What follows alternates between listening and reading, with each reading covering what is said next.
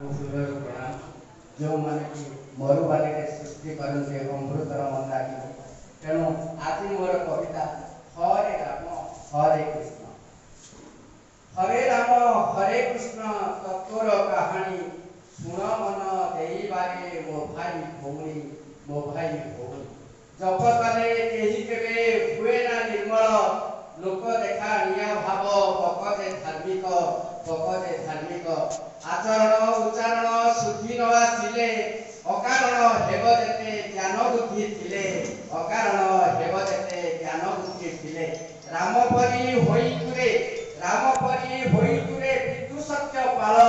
भाई भौणी साथे मिलिमिशि चल कृष्ण परी होई तुरे धर्म पथे चाल दुष्ट को निवारी पुणी साधु संत पाल तेबे सार ठक हरे रामकृष्ण नाम भंगा घर पालटिब वैकुंठ